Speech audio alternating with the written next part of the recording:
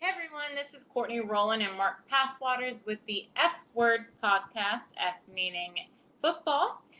Here we are, week 5 with the podcast. A&M just came off of a great win against Arkansas, or I guess maybe a lucky win against Arkansas, and head on the road to play Mississippi State. First, Mark, what are your thoughts on the Aggies win, and have you ever seen a field goal bounce that way? No, never. I still can't. I still can't figure out the physics of it. I mean, I was looking. I was on the field. I was looking straight down the line. I was in the other, behind the opposite end zone, and I was looking right at that goalpost, and it hit it. And from my angle, I couldn't tell whether it went in or out. And when the crowd started cheering, I thought it had gone in, and then I saw it, drop and bounce, and A&M's goes running off the field, fired up, and I thought, how did that even happen? And then I've watched the replay 500 or 600 times, and I still haven't figured it out. I mean, he had to have hit that thing just exactly dead centered. I still don't know how it didn't bounce off to the side, considering the angle. But hey, whatever, you take it. A couple, besides that, there was Damani who basically stole the ball from the other player and ran it in. What about that play? I know after the game he had some pretty hilarious comments like, "Oh my gosh, she's amazing." Yeah, I have never seen that in my life. We've seen a lot of plays in this series made on the 1 yard line. I mean, in 2016, A&M stopped them 7 times in a row or something like that. It was crazy. But Armani Watts stripped Raleigh Williams of the ball on the 1. A&M fumble going in on the 1. But this was entirely different. I mean, I have never seen that in any game in my life. And the presence of mind that Damani Richardson had, he was on the other side of the field and he went on a full bore sprint, got behind Tyreek Chappelle, got that ball, and then ran the distance. He probably ran 140 yards on that play. And I mean, just incredible heads up, just brilliant for lack of a better term. And really that took the air out of Arkansas's balloon for the better half of, the game. I'd say probably for 35 minutes, A&M dominated because the air was out of their balloon. Yeah. And, it was only, I think, Anias's injury that kind of leveled things back off and gave the advantage to Arkansas. But, just a crazy game. I will be so happy when they get out of Jerry World because every time we go in there, it takes years off my life. And it's getting to the point where I can't spare them. That's funny. Me too. But they do have good food for the first time ever, down for the media on the field. You mentioned Anaya Smith. Obviously, that's a big storyline coming out of that game. How does A&M fill that gap? I don't know if you fill it. I mean, you get a guy that plays the role. And I think that it's going to be Yulkeith Brown. I don't even think there's much doubt about that. He's the guy who was the other slot. He was the guy who practiced there all summer. And he's the guy who has the skill set most similar to Anias at this point. But I do think you're going to see Devon Achane in the slot, and maybe quite a bit. If you want to do that, this is the week to do it. I mean, you're talking about guys that blitz heavily out of a 3-man front. You want to get the ball out quickly. You want to get it in space. I'd be looking for Achane out of the backfield as much as I possibly could because he's the guy that can cause all kinds of problems for the word go. I know people in Houston, I don't know if you've been listening to Sports Talk Radio or anything like that, or just everybody pretty much. I even talked to John McClain, and he was saying that Achane, that guy needs to have the ball all the time. Everyone's very impressed with him. What is it about this Arkansas game that obviously a lot stood out, but why are people all of a sudden noticing him? Oh, I think it's just one, he's running back 1. He's RB1 now. And everybody last year who wasn't an A&M fan was hung up on Isaiah Spiller, and rightfully so. They knew he was a draft, he was likely to leave after last season. He was the guy. He had, 2 consecutive 1,000-yard seasons or close to it. He was the boss. But Anais was the guy who was still putting up 7 or 8 yards of carry. And now people are realizing, oh, hey, this guy 6 is good. Aggies have known that. People who cover the program have known that. And I said that he's the most explosive player in college football. And he certainly didn't hurt my opinion. He's an Olympian for a reason. Yeah. I mean, this guy is top 5 in the NCAA in the 200 meters. He's amazing because it never looks like he's running fast, but he's blowing past everybody. And I think that, he's now got 2 kick return touchdowns. He had that 63-yard run last weekend, but he also carried the ball 19 times for 159 yards. So he's durable. He can do everything. He can catch the ball. He can run with it. Obviously, he returns kicks. It seems like people are starting to recognize how good he is. And all I can really say is, where you been? I mean, this isn't really news to the people who have been watching it. Right. So let's move forward to Mississippi State. Even though technically A&M was a home game, it was a home game for them last weekend to play Arkansas on the road. But this is the first true road game in the SEC for Texas A&M against Mississippi State, who always seems to kind of have, I don't know, A&M's little button. Like they seem to always give A&M a really good game, especially Leach. What are your thoughts on this weekend? What does A&M need to do? Just general thoughts. Well, I swore I wasn't going to go, and I'm going. But it's a tough game. It's a tough place to play for whatever reason. It's been a house of horrors for the Aggies. They've only won twice in the 4 times or 5 times they've been over there. Obviously Leach doesn't help, but it's not a game that is unwinnable by any stretch. I mean, I'm kind of surprised, in a way that Mississippi State is favored, but this is a game where really, with all the complexities of the air raid and Jimbo's offense, and you got to do this on defense, you got to do that on defense. It's not that hard, really. Mississippi State is going to run a 3-3-5, and they're going to blitz a lot. Okay. So if they have 5 guys or 6 guys in the box, run on them. If they have 7 or more, throw on them. It's kind of like what Arkansas did last week against the Aggies. Get A-Chain going, get the quick passing game going, because they're going to blitz like crazy, and they blitz aggressively. By that I mean they'll bring the safeties up and leave the middle of the field open because they're gambling they can get to you before you can get the ball off. So I would like to see a lot of tunnel screens, a lot of quick outs. Get the ball in the hands of A-Chain. Get the ball in the hands of Stewart, Chris Marshall, guys like that. I think some real quick hitters over the middle where you get about 5 or 6 yards and then have Donovan Green just sit down, get the ball in that way. I think that those plays could work. And then as you go and they have to kind of back off and get a little more, how should we say, hesitant, then you can start throwing the ball down the field. So that's what I do on offense. On defense, you do what you did in 2020 that worked, and you do what 2021 didn't work. And that is, you keep things in front of you. They're going to run the 3-man front, whether I like it or not. They're going to do it. And they've got to be aggressive, and they've got to blitz. They've got to blitz from, different angles. But what they got to do in the back end with the linebackers, the safeties, and the corners is they've got to rally to the ball. As soon as the ball is thrown, you go and you get that guy. And that's something they didn't do well last year. They gave Will Rogers way too much time. And there's something there that people are forgetting. A&M had 2 healthy corners for that game. They had Jalen Jones and Tyreek Chappelle making his first career start. Everybody else was hurt. I mean, they had Drayden Norwood out there, and Norwood, he's not even here anymore.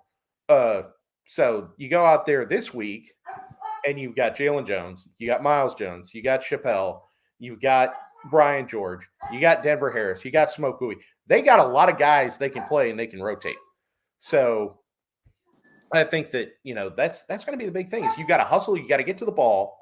You got to figure out, where the ball's going and get to it and just stop them short. You've got to be fast with your reactions. And if they can do that, then you can slow them down. So you mentioned that they're going to do three-man front, even against like what a lot of people think should happen. Can you explain to everyone, because I know it's been a big question for everyone, what's the difference? Why Jimbo using 3 versus 4? Well, I don't know why they used 3 the last couple weeks, but I do get why they'd use 3 this week. Basically, you're looking for speed. You're looking for guys who can operate on the edge, get places quickly. You want to give them, you want to be able to blitz. You also want to give them the look like they're blitzing. Get Antonio Johnson or Chappelle or somebody else on the edge, give them something to think about, and then you can either drop or you can keep or you can come, and they've got to figure out what you're going to do. So I think that element of things makes a difference. Let's talk a little bit about this offensive line. Did you see progress? Yeah, I saw a lot of progress in the running game. Certainly the run blocking was a whole lot better. I don't think there's much dispute about that. You went for 200 yards on the number 6 rushing defense in the country. So in that respect, yeah, things were better. Pass blocking, they gave up 3 sacks to the number 1 pass rush in the country. That it isn't good. But the fact that they only gave up 1 sack after the second series shows that they got better as the game went on. But Max had a lot to do with that.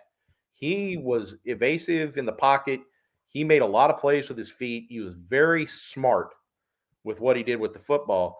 And that made it, he was the guy that eliminated some of the sacks that we would have seen just because he had the know-how or the smarts, when to either scramble or when to get rid of the ball.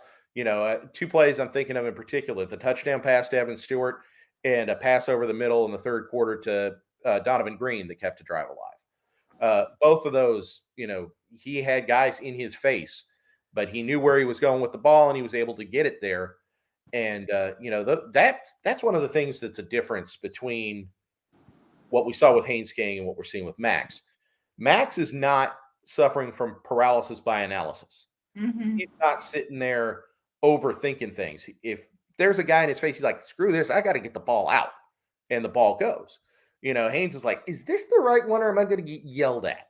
And that, kind of led to some real problems. And I think that Arkansas certainly would have, jumped all over him if he had been like that. But Max did a real good job keeping drives alive, knowing when to get out of there. And he's going to have to do much the same this week. And, certainly, running the football.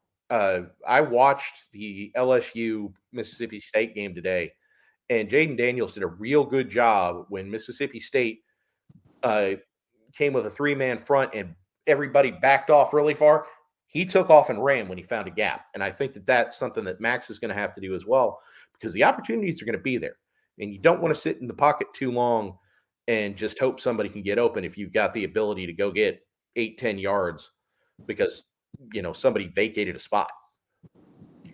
So we've talked a little bit about it, but just in particular, what would you say Mississippi State's greatest strength is, A&M's greatest strength is going into this game, and does one outweigh the other? I think that the greatest strength that Mississippi State has is Will Rogers. He's just a real good quarterback. He operates well in that system. His timing's good. He's got good tempo. He knows how to work with his receivers. Their running game has gotten better. Their offensive line isn't as good as it was. So that is something that A&M may be able to take advantage of. But he's also going up against A&M's strength, which is the secondary, because we know they have talent and they have depth. And that's going to be a real difference from last year where you had the same guys out there by necessity. You think about it, Miles Jones and Brian George went down the week before in the Arkansas game, and they were both done for the year. So Chappelle was out there in his first serious playing time, and it was Jalen Jones and Deuce Harmon.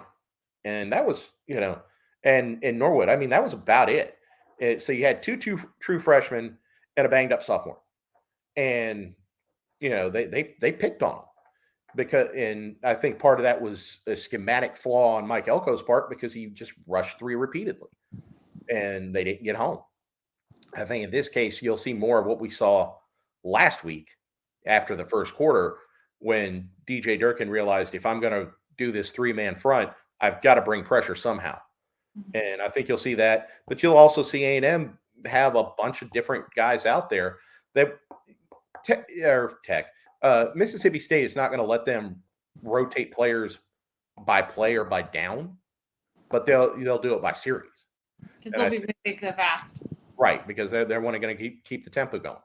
But A&M's going to be able to rotate guys every series, so you'll have fresh corners out there. And, I think that could be a big difference this year as opposed to last. Do you think, like you said, every series they can rotate guys, but do you think that, I guess, the line and everyone is equipped to keep up with it? Well, I think we're going to find out. But certainly it's not a bed of roses going in there to play an up tempo, fast paced, run and shoot kind of air raid kind of offense. But you can get out there and these guys can play 3, 4, 5, 6 plays, and then you can replace them with somebody else for the next series. Then you're able to get more effort out of them, get them on the sideline, get them relaxed. I don't think every series is going to be 3, 4, 5, 6 plays. They're going to move the ball. The idea is when you get them down far enough, can you hold them out? And that's something that the Aggies have done exceedingly well so far this year. I mean, we saw it against Miami. We saw it last weekend. So I think that's going to be the key, is just limiting where they get their yards, not if they get their yards, but where they get their yards. If it's between the 20s, who cares? If it's, going from their 40 in, then you got a problem. So I think that the advantage that A&M has compared to last year is they have more bodies, they have more healthy bodies. And I think that could be a real difference against an offense of this kind. It also would be a huge difference considering they hit the road again next weekend for Alabama. So this is the beginning of the intense stretch of the SEC West. I guess, what are your thoughts? How does A&M keep in the game? The fact that they have extra bodies is extra helpful. But how do they, beat Mississippi State, recoup, and then go play Alabama on the road and beat them? Right. Well, I mean, I think the thing that you have to do is what they did last year against Alabama, and you've got to do it against Mississippi State too. You've got to be physical. You can't match their physicality. You have to be more physical than them. And last year, if you think about it, the veterans on Mississippi State's team kind of beat up on the younger A&M guys. And they have a bunch of veterans this year, don't they? They do have a bunch of veterans this year. They're extremely experienced team again, like Arkansas was. And we saw the problems with that in the first quarter last weekend. They were definitely better prepared. They were more physical. They were calmer than A&M was. The Arkansas offense, especially against the Aggie defense. But as the game went on, you started to see that shift. There was some point, and I think the breaking point really was when Arkansas had that absolutely stupid Malik Hornsby series where they were just going to force feed him the ball. And as soon as he came on the field, A&M knew exactly what was going to happen. And they had a good drive going, and then boom, 3 plays, out. A&M gets the ball, A-Chain immediately goes 63 yards, and it's kind of like in Rocky IV where Drago's just beating on Rocky and beating on, all of a sudden he throws one big left in the second round and he's cut. You see, you can do it. And from there, they started to kind of believe, and they matched that physicality. And I think really from about the point where A-Chain had that run through the end of the third quarter, they were the more physical team and dominated the line of scrimmage. I mean, I think Arkansas had 4 or 5 straight punts or something like that. I mean, they really took it to that veteran group. And they're going to have to do that again this week. It's a kind of a different sort of thing, though, where Arkansas was in your face, smash mouth all the time. This bunch is more death by a thousand cuts. We're gonna get out there 5 yards. We're gonna get out here 6 yards. Then we're gonna hit you over the top. They've got to be ready for that, and they've got to be aggressive. And when you blitz, get home. And that's one big difference from last week to this week is KJ Jefferson had the ability to get out of the pocket and make plays with his feet. Will Rogers, not so much. So if they can get pressure on him, they can get him down. And he's already been sacked 8 times this year. So that's as many as A&M's given up. So it's not like they've been tremendous, pass blocking for him. And they really only played one halfway decent defense, and that was LSU, and LSU got him 3 times. So let's transition over to recruiting. Obviously, it's been a big week. It has? What happened? I don't know. DJ David Hicks commits to Texas A&M. What are your thoughts on that? Wow. I mean, I didn't even send you to Katie because I'm like, oh, this is done. I mean, and then we're sitting there, I guess, what was it, Monday night, I got the first indication that he might be kind of a little wishy-washy on it. But everybody in Oklahoma was like, it's all good. It's no problem. And then everybody goes out to Paytown yesterday, and all of a sudden the Arkansas or the Oklahoma people are going nuts. They're just running for the getting their phones, running out of the room, this, that, and the other. And Nick Harris calls me, and he said, you can't say anything about this because I don't want it to get out. But Hicks is committing to A&M in 25 minutes. And I was sitting there getting my hair cut, and I was like, oh, yeah. Oh, bleep, to put it politely, was my response. Got back to the house, listened in and all that. All you can say is great job, Elijah Robinson and Terry Price and Tony Girardetti. This was the culmination, I think, of 5 years of work. He was offered in the 8th grade. Right, yeah. I mean, now think about it. Let's go back 5 years. This is a brand new staff, and they offered this kid. So they had, they're still wet behind their ears as the Aggie coaching staff, and this is one of the first kids they offer, and they're after him literally for a half a decade. And I think that it paid off.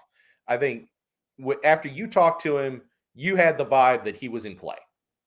Am I correct with that? Correct. Yeah, I mean, he was very impressed with the Miami game, and I think what it just came down to, was, can I do everything that I want to do at A&M as opposed to OU and be closer to my family?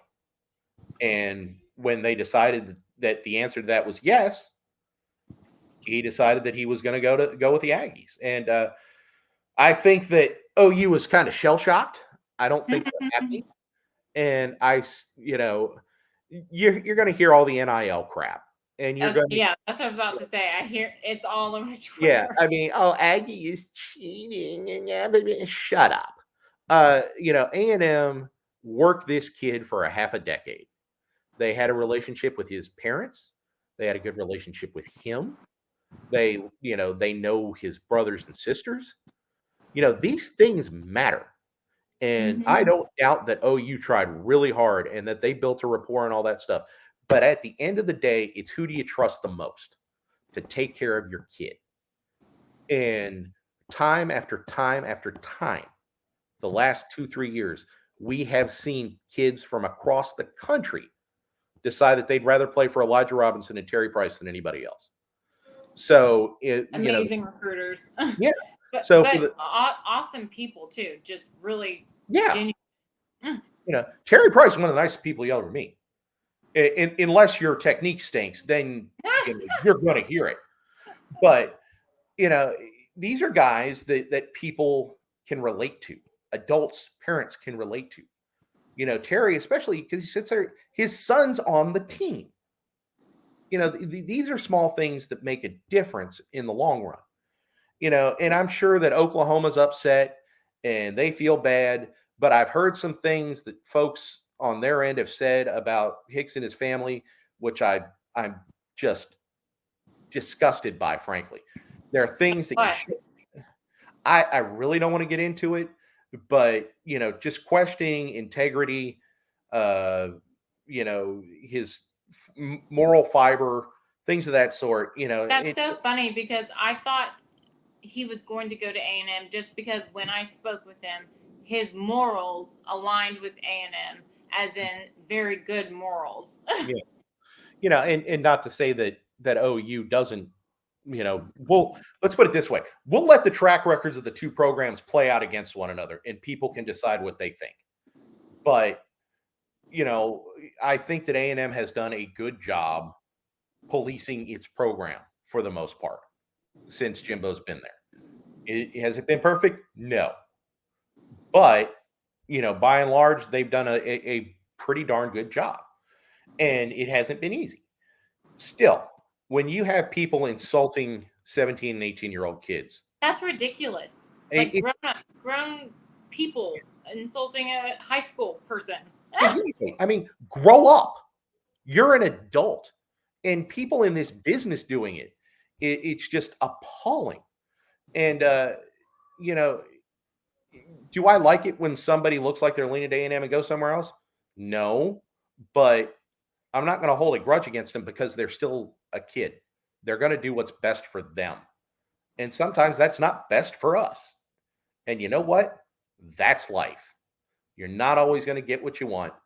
And, Can't always get what you want.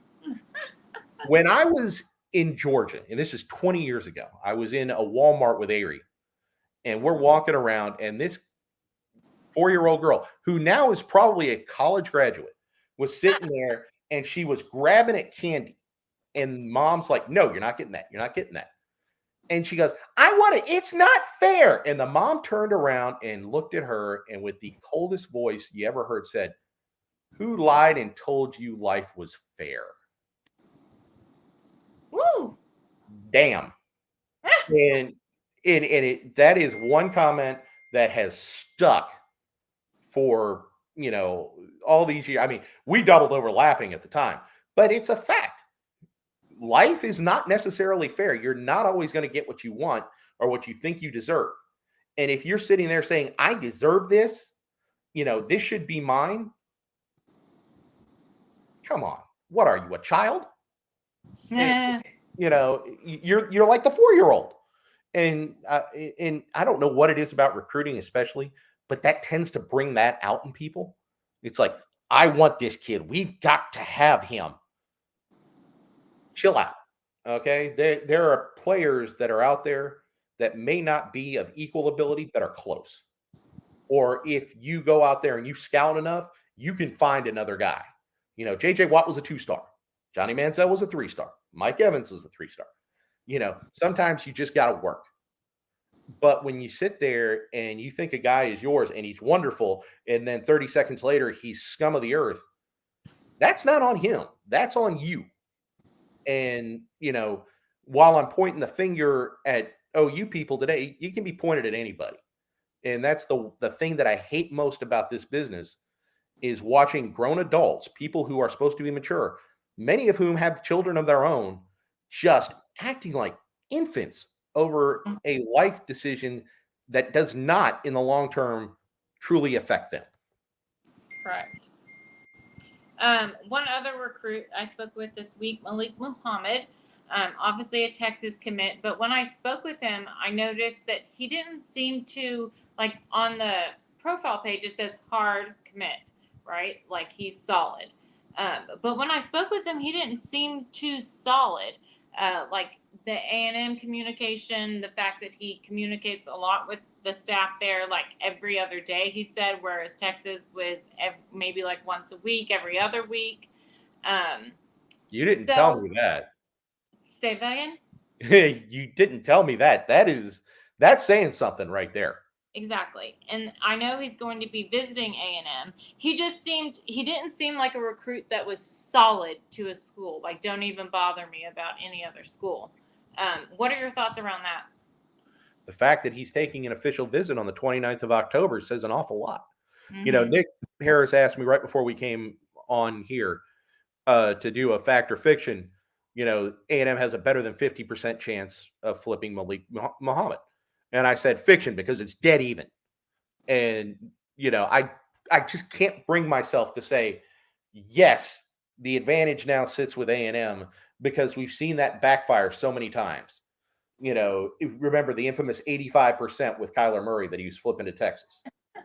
Or, earlier this year, it's a 70% chance that Anthony Hill commits to the Longhorns. This is why I don't do odds, because one, it's a fool's errand. Two, if you're wrong, people will hold it over you for forever. Hey, Passwaters, remember that time you said so-and-so was coming and gave it a 62.47% chance? Yeah, I remember. And it didn't happen. Get on with it. But so unpredictable these days. Yeah, once again, back to recruiting. People don't let it go. So my thought process is you look at who's got an advantage. Who's got momentum right now. And for whatever reason, it seems like A&M has momentum with Malik Muhammad again. And I don't know why. But, well, I didn't know why until you told me. When it's every other day compared to once a week, that tells me three things. One, A&M wants him. Two, he's receptive. Three, Texas isn't doing their job. Because he's very receptive of it. Yeah.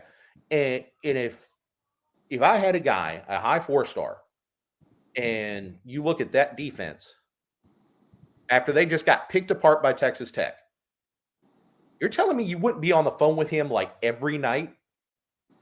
You wouldn't be calling his girlfriend every night? You wouldn't be calling his little brother or sister like, hey, you make sure you tell Malik that we love him and we love you too, but you definitely tell Malik that we love him and he needs to come to Austin. But if they're not doing that, that is negligent on their part. And thank you very much. Continue to do so, because A&M is going to take full advantage. So sure. I mean, I've got it at 50-50, but if A&M continues to have more contact and they continue to win ball games and he comes over on the 29th and has a good visit, I could easily see him flipping. I mean, I think that's obviously totally key. Even though they say players don't base their decision off of one game, a win or a loss, I think that it is important this year for Texas A&M. But I'm pretty much where you are at. Let's kind of flip to another subject now. Former players who have made it to the NFL. Myles Garrett got in a car accident. Have you heard about that? What are your thoughts? Slow down. He was doing, by his own admission, he was doing a 65 and a 45. And, unfortunately, I was really hoping these guys would take heed of what happened to DeShazer Everett. And if people didn't know, DeShazer is currently under 3 months of house arrest, home confinement, after he was actually charged with vehicular manslaughter in Loudoun County, Virginia, last fall, because he was in a single car accident at high speed, which killed his longtime girlfriend. And the hell that he's going through now isn't from home confinement. It's from the knowledge that the woman he loved is gone because of his actions. And I love DeShazer. DeShazer's a good dude. I would like to give him a hug right now and tell him everything's going to be all right. But in his mind, things are not going to be all right. They'll never be all right. And, this is the thing. These guys, and part of it is indirectly our fault, because we're sitting here and we start covering them and giving them publicity since, they're 15, 16 years old. Now they're in the league. They're getting an unbelievable amount of money. They're in epic physical shape. Women are throwing themselves at them. TV outlets will do whatever for them. They're doing commercials, all that. I think they're 10 feet tall and bulletproof. And you and I both know Myles Garrett. Myles Garrett's a good dude. I mean, he does a lot for the community. He's a nominee for the Walter Payton Man of the Year. He still made a stupid mistake, and it nearly killed him. And, after what happened with DeShazer, I was really hoping that the Aggies that are in the NFL and guys that are still younger, would be like, maybe we need to just kind of chill out on the gas pedal here Yeah. because they're driving expensive vehicles that go really fast, really quick. What was he driving? A Porsche? Yeah, he had a 21 Porsche. And I mean, you know as well as I do that with things like that, if you're going really fast and you make one bad move, something that would happen in a Honda Civic or something like that, where you just jerk it to one side and you move a little bit, you can lose control of those things so easily. And he was doing something right. He was trying to avoid an animal, but he's trying to do it at 65 miles an hour in a 45, and now Yeah. he's short a car. Yeah, it just doesn't work. So let's end this with your predictions on the game. Do you have a prediction, score, anything like that?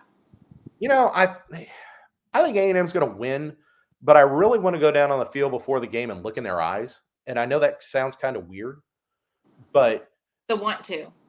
yeah, exactly. I remember going down on the field in 2014 when they were the number 5 team in the country. And I walked past the offensive linemen and looked in their eyes. And we're talking number 1 draft picks here. And they were scared. They didn't think they could do it. And they got whipped. 2018, went down on the field, looked them in the eyes. Nope, wasn't there. Now, when Johnny Manziel's your quarterback, Johnny's like, bring Godzilla over here. I'm going to beat him. In that kind of mindset. Mentality, yeah. That mentality works. And, there was something about that 2020 team that was special, that they weren't afraid of anybody either. Even when they went into Alabama and lost, they weren't afraid of the Tide. They just screwed up. I think they can win this game. I think they will win this game. But, I hate that place.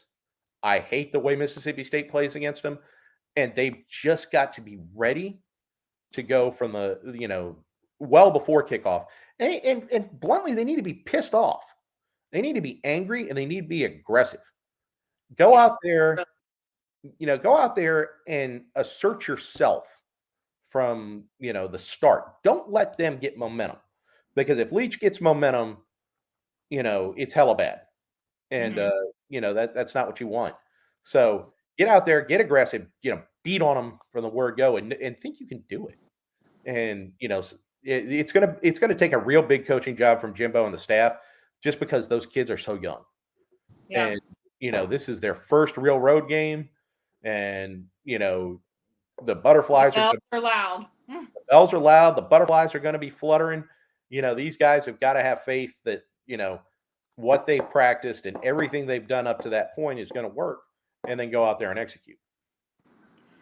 All right. Well, that about sums up everything for this week. It's been Mark Passwaters and Courtney Rowland with AggieYell for the F Word podcast, F meaning football. We will talk next week about how A&M does against Mississippi State and how they prepare for Alabama. So tune back in.